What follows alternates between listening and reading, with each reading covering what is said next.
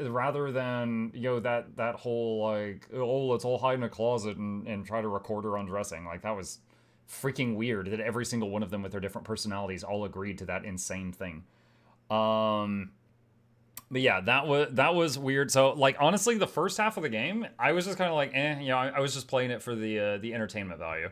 The I really hated the narrator constantly interrupting the story.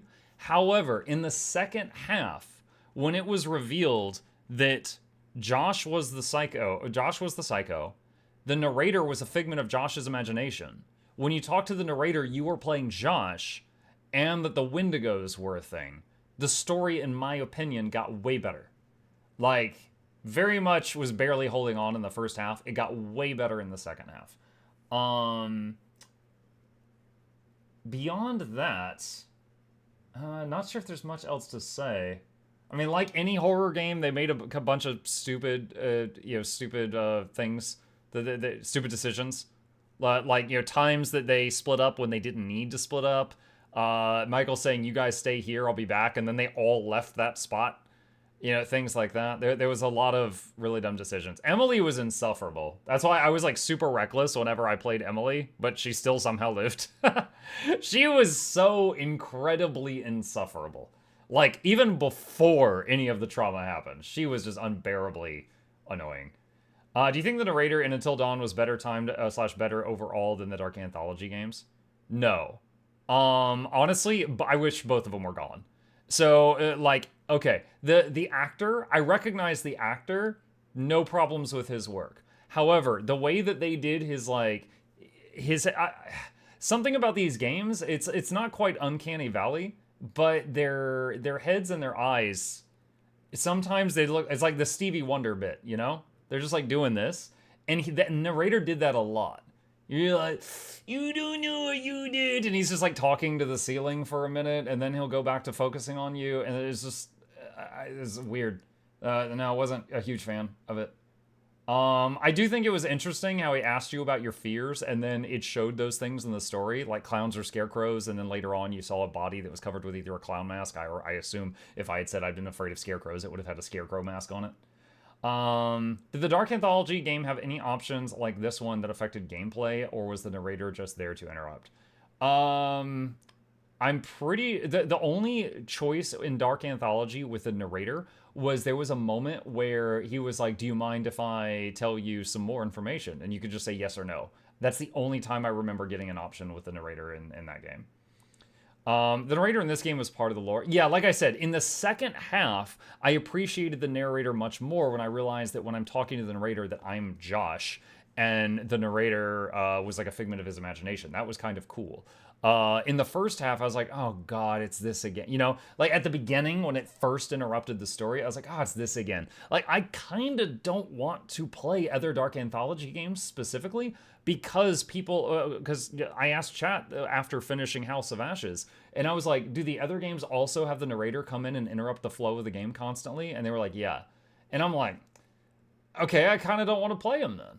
Well, I almost feel spoiled for Detroit Become Human being my first QuickTime event game because none of the others have really, measured up to that. Hey, Let's see. look. Another month, another sub. Word of the day is Flibberty Gibbet. Thanks. I'm impressed the bot could say that. Ira, thank you for the sub. Welcome back.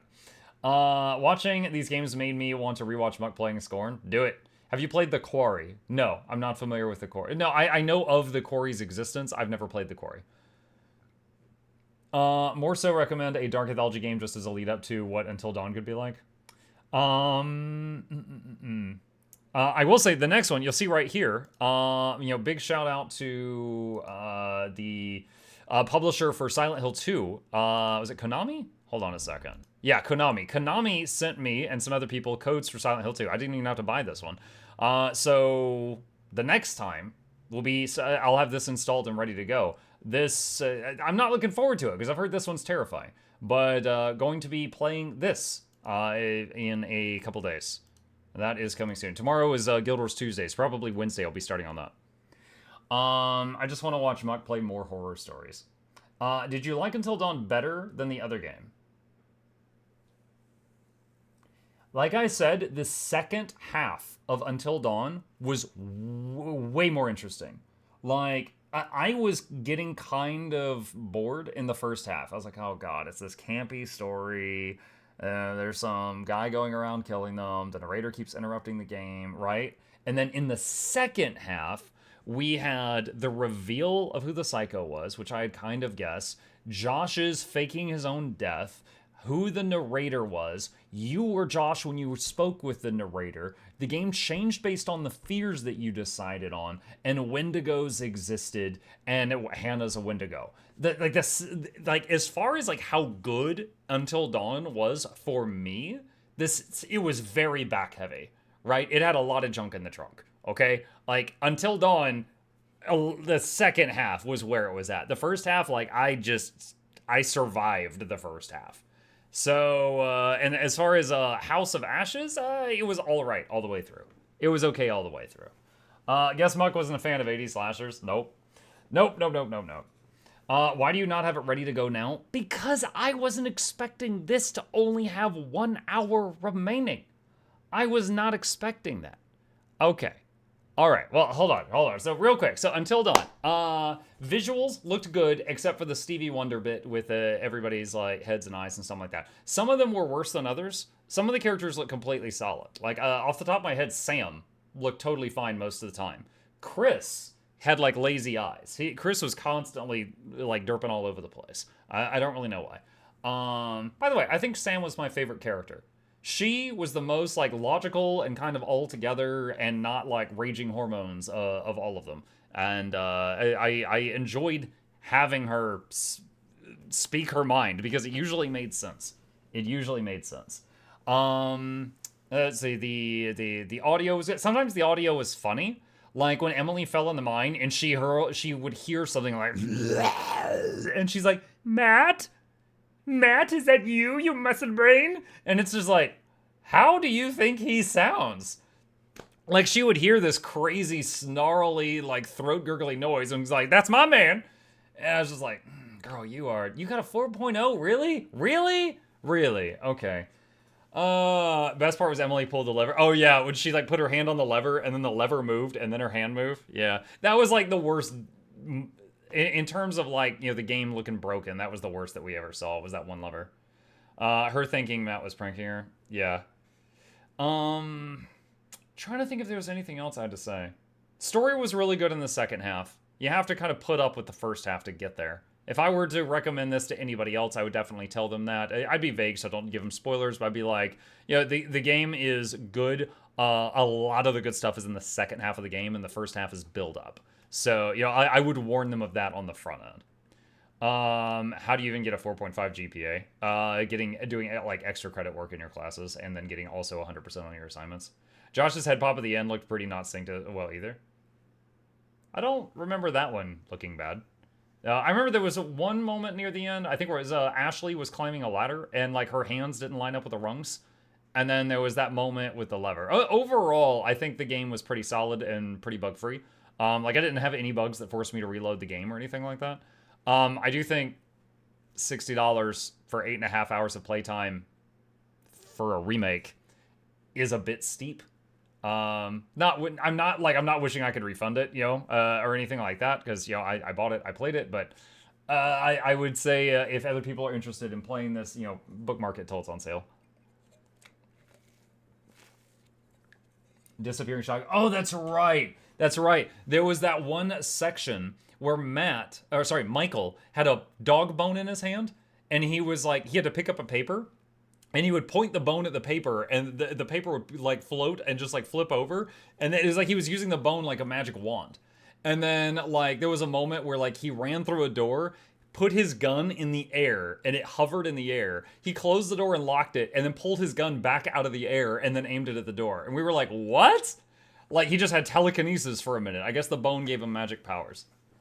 Also, I never got a chance to like use the bone to distract the dog or anything. I guess because we hit the dog that one time. I don't know. Like so many other games sitting on my wish list. Yeah.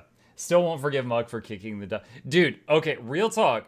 That dog was like jumping up and it was like barking, and that thing, I honestly thought that if I didn't hit it that it was going to like jump and like, lock onto the throat. That was what it looked like at that moment that I did that. Dog abuser. No, my dude, don't even joke about that. No, I had golden retrievers and Labradors growing up, which when they would stand on their hind legs, they were as tall as I was. And, they were trained to not jump on people because it looks dangerous and they could get hurt if people think that they are going for like an attack or something. That dog wasn't trained. That dog was not trained. If you don't kick the dog and you give it a bone, it becomes your best friend and helps you fight the Wendigos.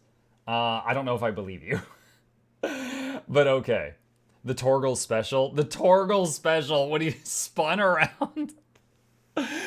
Okay. Well, I think that is it for Until Dawn. That is my thoughts on Until Dawn. Pretty cool game. I think it is overpriced for what you're getting, but it was pretty cool. Other than a few funny visual glitches that lasted maybe a couple of minutes total out of eight and a half hours, it was mostly bug free. And clearly it's one of those that if you enjoy seeing multiple endings, you could YouTube them or, play it through again and try to get the other endings. But yeah, there we go. I have finally experienced it, and maybe there will be a second Until Dawn since we saw